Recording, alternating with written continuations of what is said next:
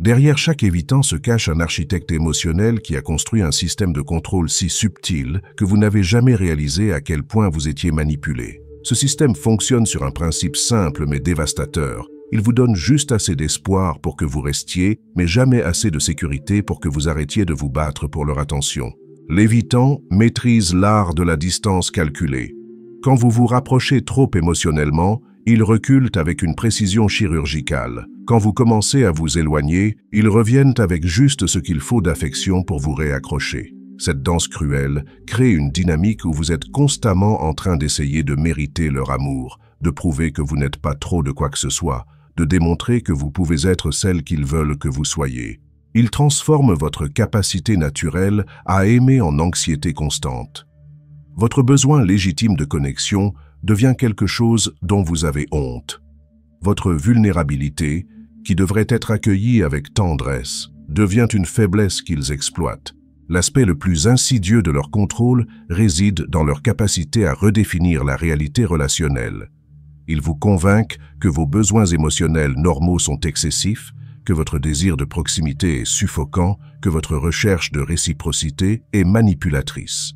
Cette distorsion cognitive vous amène à douter de vos propres instincts relationnels les plus sains. Ils excellent également dans l'art du timing émotionnel. Leurs moments de tendresse arrivent toujours quand vous êtes sur le point de craquer. Leurs déclarations d'amour surgissent précisément quand vous envisagez de partir. Leurs promesses de changement émergent exactement quand votre patience atteint ses limites. Cette synchronisation n'est pas accidentelle. C'est une stratégie raffinée pour maintenir votre espoir à un niveau juste suffisant pour vous garder investi. Mais voici ce qu'ils n'ont jamais prévu dans leur architecture parfaite, que vous pourriez un jour arrêter de jouer leur jeu, que vous pourriez réaliser que leur amour conditionnel n'est pas de l'amour du tout, que vous pourriez choisir de partir plutôt que de continuer à mendier des miettes d'affection.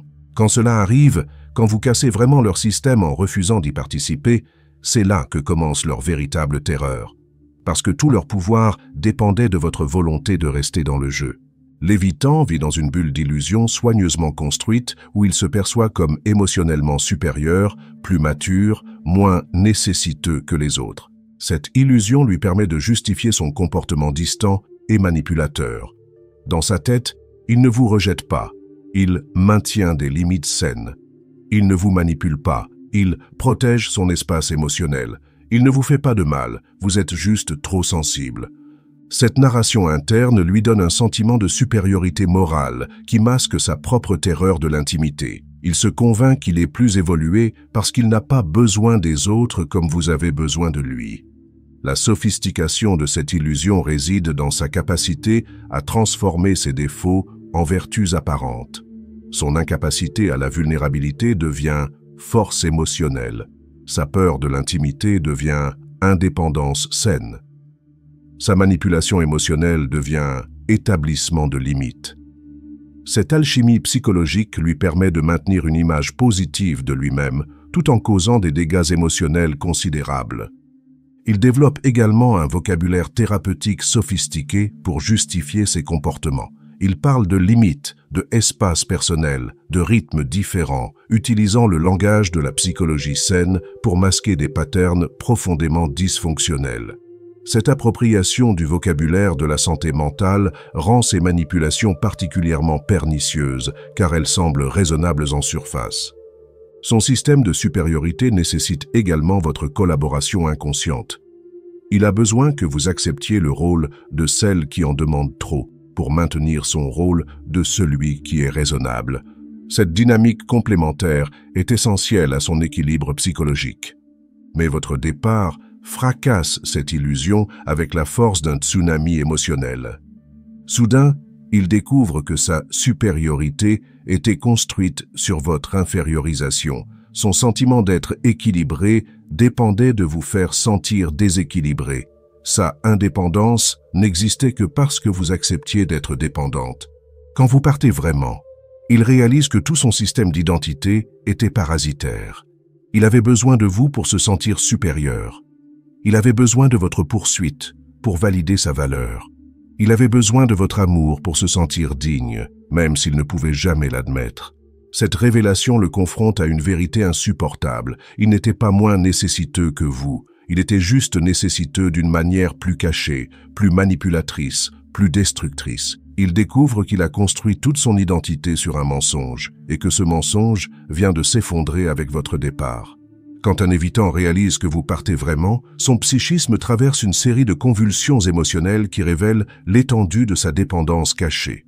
Le tsunami du déni, elle ne peut pas vraiment partir. Au début, il refuse simplement d'accepter la réalité. Dans son esprit, vous êtes celle qui court toujours derrière lui, qui accepte ses conditions, qui revient toujours malgré tout. L'idée que vous puissiez vraiment partir ne rentre pas dans sa conception du monde. Il interprète votre départ comme une tactique, une manipulation émotionnelle pour obtenir son attention. Il pense que vous jouez le même jeu que lui, mais de l'autre côté. Cette phase peut durer des semaines parce qu'il ne peut littéralement pas concevoir que vous ayez vraiment abandonné. Durant cette période, il peut même afficher une indifférence feinte, attendant que vous reveniez à la raison. Il continue ses routines normales, peut-être même avec un certain soulagement apparent, se convainquant que votre absence confirme qu'il avait raison de maintenir ses distances. Cette façade masque une anxiété grandissante qu'il refuse d'acknowledge. Le déni se manifeste aussi par une minimisation constante de la signification de votre départ. Il se raconte que ce n'était qu'une relation parmi d'autres, que les femmes sont toutes dramatiques, qu'il est mieux seul de toute façon. Ces narratives autoprotectrices l'aident à éviter de confronter la vérité terrifiante de ce que votre absence révèle sur sa propre vulnérabilité. Le tsunami de la rage. Comment ose-t-elle m'abandonner? Quand la réalité commence à s'installer, sa terreur se transforme en colère défensive. Cette colère est sa façon de se protéger de la vulnérabilité insupportable qu'il ressent. Il vous diabolise pour protéger son ego. Vous devenez égoïste, immature, incapable de gérer une relation d'adulte. Cette narrative lui permet de maintenir son illusion de supériorité, même face à la perte. Mais cette colère masque mal sa panique profonde. Il rage parce qu'il se sent impuissant, et l'impuissance est l'émotion qu'il redoute le plus. Cette rage peut prendre des formes particulièrement toxiques. Il peut vous dénigrer auprès d'amis communs, vous accuser d'être instable ou manipulatrice, ou même essayer de vous faire sentir coupable de l'abandonner. Cette campagne de discrédit est en réalité un cri de détresse déguisé, une tentative désespérée de récupérer un sentiment de contrôle sur une situation qui lui échappe complètement. Le tsunami de la négociation. Je peux changer, regarde. Quand la colère ne ramène pas votre attention, il bascule dans une phase de négociation désespérée qui révèle toute l'hypocrisie de son comportement passé. Soudain, il est prêt à parler de ses sentiments. Soudain, il peut exprimer de la vulnérabilité. Soudain, il comprend vos besoins émotionnels. Cette transformation rapide vous montre qu'il était capable de tout cela depuis le début. Il choisissait simplement de ne pas vous le donner. Les promesses qu'il fait durant cette phase sont souvent grandioses et détaillées, reflétant sa compréhension soudaine de tout ce qu'il vous a refusé. Il propose des changements radicaux, des compromis qu'il avait catégoriquement rejetés auparavant, des niveaux d'intimité qu'il avait toujours présentés comme impossibles. Cette volte-face révèle la nature performative de ses limitations précédentes. Le tsunami de la terreur pure, je l'ai vraiment perdu. Quand ces négociations échouent, il entre dans un état de panique émotionnelle qui le ramène à ses blessures d'enfance les plus profondes. Il redevient l'enfant terrifié qui a appris que l'amour n'est pas sûr. Cette phase est la plus révélatrice parce qu'elle montre sa véritable nature sous toutes ses défenses. Il découvre qu'il est exactement ce qu'il vous reprochait d'être, émotionnellement dépendant et terrifié de l'abandon. La terreur pure se manifeste par des comportements qu'il aurait méprisés chez vous, appels répétés, messages désespérés, tentatives de contact par tous les moyens possibles. L'homme qui vous accusait d'être trop intense devient lui-même d'une intensité effrayante, révélant l'hypocrisie totale de ses reproches passés. Le tsunami de l'effondrement. J'ai détruit la meilleure chose de ma vie. Finalement, il réalise que sa stratégie de protection était en fait une stratégie d'autodestruction. Il comprend qu'en essayant de se protéger d'une douleur hypothétique, il a créé une douleur réelle et dévastatrice. Cette phase le force à confronter que sa peur de la vulnérabilité lui a fait perdre exactement ce qu'il craignait de perdre. Ce qui terrorise le plus un évitant quand vous partez, c'est la découverte brutale de sa propre dépendance émotionnelle camouflée. Tout ce temps, il vous a fait croire que vous étiez la nécessiteuse de la relation. Il a construit une narrative où votre besoin d'amour, de communication, de présence émotionnelle était un défaut de caractère qu'il tolérait généreusement. Mais votre départ révèle la vérité dévastatrice. Il était plus dépendant de vous que vous ne l'étiez de lui. Sa dépendance était juste plus insidieuse, plus cachée, plus manipulatrice. Il dépendait de votre amour pour se sentir valorisé sans avoir à risquer la réciprocité. Il dépendait de votre poursuite pour confirmer sa désirabilité sans avoir à s'investir émotionnellement. Il dépendait de votre patience pour maintenir sa zone de confort sans avoir à grandir. Sa indépendance était une façade qui masquait une dépendance profonde à votre dépendance. Il avait besoin que vous ayez besoin de lui pour se sentir puissant. Il avait besoin de votre vulnérabilité pour se sentir invulnérable. Cette forme de dépendance est particulièrement toxique parce qu'elle se nourrit de votre diminution. Pour qu'il se sente indépendant, vous deviez vous sentir dépendante. Pour qu'il se sente fort, vous deviez vous sentir faible. Le mécanisme de cette dépendance parasitaire est sophistiqué et pervers. Il fonctionne en inversant constamment les rôles de pouvoir apparents. Quand vous exprimez un besoin, il vous fait sentir nécessiteuse. Quand vous cherchez de la réciprocité, il vous fait sentir exigeante. Quand vous voulez de l'intimité, il vous fait sentir envahissante. Cette inversion systématique lui permet de maintenir une position de supériorité fictive. Sa dépendance se manifeste aussi dans son besoin constant de votre validation émotionnelle déguisée. Chaque fois qu'il vous rejette et que vous restez, il reçoit une confirmation que sa valeur dépasse votre dignité. Chaque fois qu'il vous traite mal et que vous l'excusez, il obtient la preuve qu'il peut se permettre d'être défaillant sans conséquence. Cette validation perverse devient une drogue dont il a besoin pour maintenir son estime de soi fragile.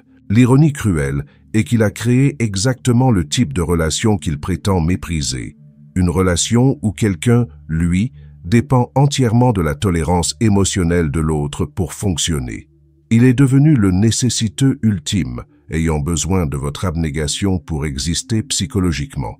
Quand vous partez vraiment, cette dynamique parasitaire s'effondre. Il découvre qu'il ne sait pas qui il est sans quelqu'un à diminuer émotionnellement.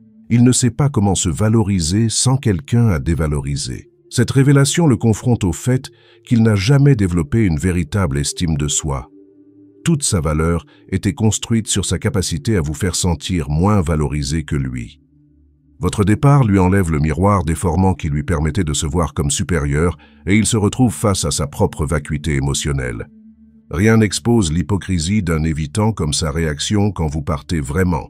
Celui qui vous reprochait d'être trop émotionnel devient soudain un tsunami d'émotions incontrôlées. Celui qui vous accusait d'être trop attaché révèle qu'il était secrètement plus attaché que vous. Celui qui vous faisait sentir trop intense montre une intensité émotionnelle qui dépasse tout ce que vous avez jamais exprimé.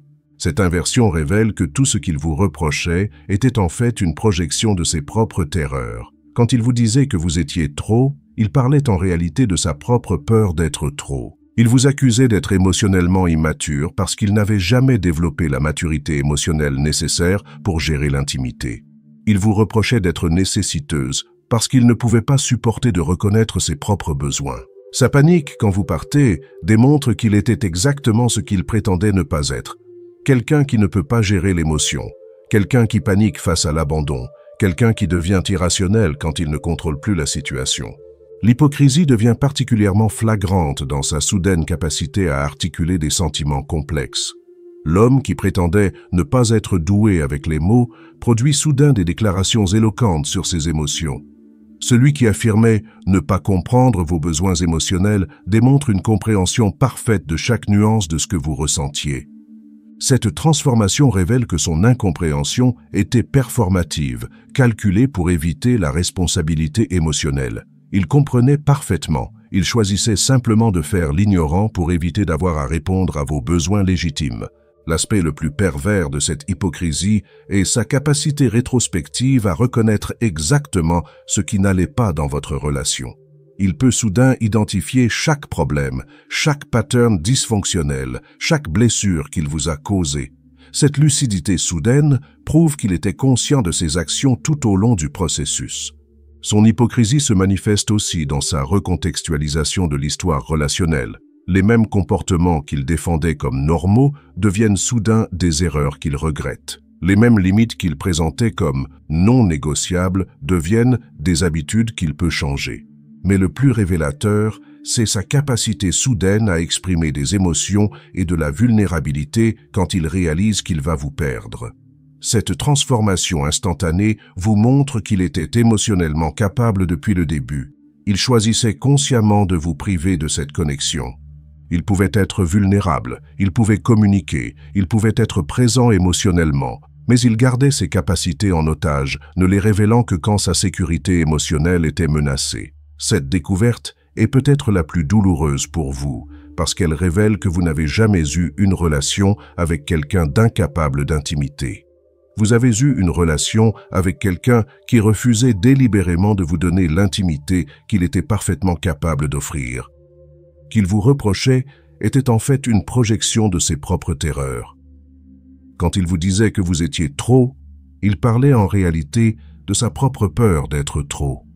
Il vous accusait d'être émotionnellement immature parce qu'il n'avait jamais développé la maturité émotionnelle nécessaire pour gérer l'intimité. Il vous reprochait d'être nécessiteuse parce qu'il ne pouvait pas supporter de reconnaître ses propres besoins. Sa panique quand vous partez démontre qu'il était exactement ce qu'il prétendait ne pas être, quelqu'un qui ne peut pas gérer l'émotion, quelqu'un qui panique face à l'abandon, quelqu'un qui devient irrationnel quand il ne contrôle plus la situation. Mais le plus révélateur, c'est sa capacité soudaine à exprimer des émotions et de la vulnérabilité quand il réalise qu'il va vous perdre. Cette transformation instantanée vous montre qu'il était émotionnellement capable depuis le début. Il choisissait consciemment de vous priver de cette connexion. Il pouvait être vulnérable, il pouvait communiquer, il pouvait être présent émotionnellement. Mais il gardait ses capacités en otage, ne les révélant que quand sa sécurité émotionnelle était menacée. Cette découverte est peut-être la plus douloureuse pour vous parce qu'elle révèle que vous n'avez jamais eu une relation avec quelqu'un d'incapable d'intimité. Vous avez eu une relation avec quelqu'un qui refusait délibérément de vous donner l'intimité qu'il était parfaitement capable d'offrir. L'ironie la plus cruelle de l'évitant, c'est que sa peur de l'abandon le pousse à créer exactement les conditions qui garantissent l'abandon. Cette peur, profondément enracinée dans ses expériences passées, lui a appris que l'attachement mène à la douleur. Alors il a développé une stratégie défensive. Maintenir les gens suffisamment proches pour bénéficier de leur amour, mais suffisamment loin pour éviter la vulnérabilité. Cette stratégie fonctionne jusqu'à ce qu'elle ne fonctionne plus. Parce qu'en gardant les gens à distance émotionnelle, il leur enseigne progressivement qu'ils ne peuvent pas compter sur lui pour une vraie intimité. En refusant la vulnérabilité, il montre aux autres qu'ils ne peuvent pas avoir de vraie connexion avec lui. Et ironiquement, cette leçon finit par pousser les gens vers la sortie. Ils partent non pas parce qu'ils ne l'aiment plus, mais parce qu'ils réalisent qu'ils ne peuvent pas avoir une vraie relation avec quelqu'un qui refuse l'intimité authentique. Le mécanisme de cette prophétie auto-réalisatrice est d'une précision tragique. Chaque fois qu'il repousse l'intimité, il confirme à son partenaire que l'intimité n'est pas possible avec lui. Chaque fois qu'il évite la vulnérabilité, il démontre qu'une connexion profonde est hors de portée. Chaque fois qu'il maintient ses défenses, il prouve qu'il n'est pas émotionnellement disponible pour une vraie relation. Cette dynamique crée un cycle pervers, où sa peur de l'abandon génère exactement les comportements qui mènent à l'abandon. Il devient prisonnier de sa propre logique défensive, incapable de voir qu'en essayant de se protéger de l'abandon, il l'orchestre méthodiquement. L'aspect le plus tragique de cette ironie est sa répétition compulsive. Il ne s'agit pas d'un accident isolé, mais d'un pattern qui se reproduit dans chaque relation importante. Il entre dans chaque nouvelle relation avec la même stratégie défensive, créant invariablement le même résultat destructeur. Sa terreur de l'abandon original transforme chaque relation en une reconstitution de ce trauma, où il joue simultanément le rôle de la victime, celui qui sera abandonné, et du bourreau, celui qui crée les conditions de l'abandon. Cette double position lui permet de maintenir sa narrative de victime tout en étant l'architecte de sa propre souffrance. Quand vous partez vraiment, cela active sa blessure d'abandon originelle avec une intensité dévastatrice. Soudain, il revit la terreur de l'enfant qui a appris que les gens partent, que l'amour n'est pas sûr, que s'attacher mène à la souffrance. Mais maintenant, il ne peut plus blâmer quelqu'un d'autre. Il ne peut plus se dire qu'il a été abandonné injustement. Il sait qu'il a créé cette situation par ses propres actions défensives. Cette prise de conscience ajoute la culpabilité et la honte à sa terreur, créant un cocktail émotionnel toxique qu'il n'a pas les outils pour traiter. Il réalise qu'en essayant de se protéger de l'abandon, il a programmé son propre abandon. Sa stratégie de survie est devenue sa stratégie d'autodestruction. Quand vous partez vraiment, vous ne brisez pas juste une relation, vous détruisez tout le système d'illusions sur lequel l'évitant a construit son identité. Ce système était comme un château de cartes émotionnelles, chaque carte représentant une croyance défensive qui lui permettait de se sentir en sécurité. Je n'ai pas besoin des autres. Je suis plus fort que les gens émotionnels. L'indépendance est supérieure à l'attachement. Les gens qui aiment trop sont faibles. Votre départ fait s'effondrer chaque carte, une par une. La première carte qui tombe, je n'ai pas besoin des autres. Sa panique révèle qu'il avait profondément besoin de vous, peut-être plus que vous n'aviez besoin de lui. La deuxième carte, je suis plus forte émotionnellement. Son effondrement montre qu'il était en fait plus fragile émotionnellement, simplement mieux à cacher sa fragilité. La troisième carte, l'indépendance est supérieure. Il découvre que son indépendance était en fait de l'isolement déguisé, et que l'isolement fait plus mal que la vulnérabilité qu'il essayait d'éviter. La quatrième carte, les gens qui aiment trop sont faibles. Il réalise que votre capacité à aimer malgré sa résistance était en fait une force extraordinaire qu'il n'a jamais appréciée. L'effondrement de ce château révèle l'architecture fragile de sa psyche. Chaque croyance défensive était interdépendante, soutenant les autres dans un équilibre précaire. Quand une carte tombe, tout le système s'écroule en cascade, laissant apparaître le vide existentiel qu'il masquait. Ce système d'illusion servait également de mécanisme de coping pour éviter de confronter ses traumas originaux. Tant que ses croyances tenaient, il pouvait éviter de faire face aux expériences douloureuses qui avaient créé sa peur de l'intimité. Votre départ détruit ce mécanisme de protection et le force à confronter directement sa douleur non résolue. L'aspect le plus désespérant de cet effondrement est la réalisation que toute sa force était artificielle. Son sentiment de supériorité émotionnelle était construit sur une fondation de déni et de projection. Sa indépendance était une compensation pour une terreur profonde de la dépendance. Sa maturité était en fait une forme d'immaturité émotionnelle sophistiquée. Quand toutes ces cartes tombent, il se retrouve émotionnellement nu, sans les défenses qui lui permettèrent de fonctionner. Il découvre qu'il a construit toute sa personnalité autour d'éviter exactement la situation dans laquelle il se trouve maintenant. Cette découverte est terrifiante parce qu'elle remet en question qui il pense être. Si toutes ses croyances sur lui-même étaient fausses, alors qui est-il vraiment? Cette crise d'identité explique pourquoi sa panique est si intense. Il ne pleure pas juste la perte de la relation, il pleure la mort de l'image de lui-même qu'il avait passé sa vie à construire. Dans sa panique, l'évitant tente désespérément de réparer la situation, mais ses efforts révèlent l'étendue de son incompréhension émotionnelle.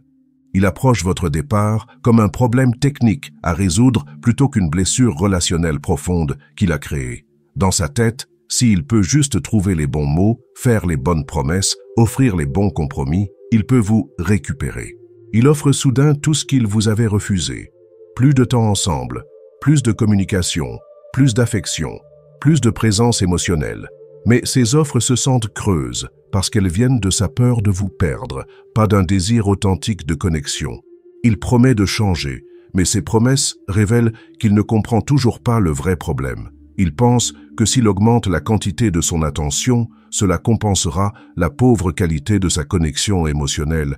Il négocie avec vous comme s'il négociait un contrat commercial, proposant des termes et des conditions sans comprendre que l'amour authentique ne peut pas être négocié. Il offre des concessions comme s'il faisait des compromis sur un accord, sans réaliser que l'intimité ne fonctionne pas comme une transaction.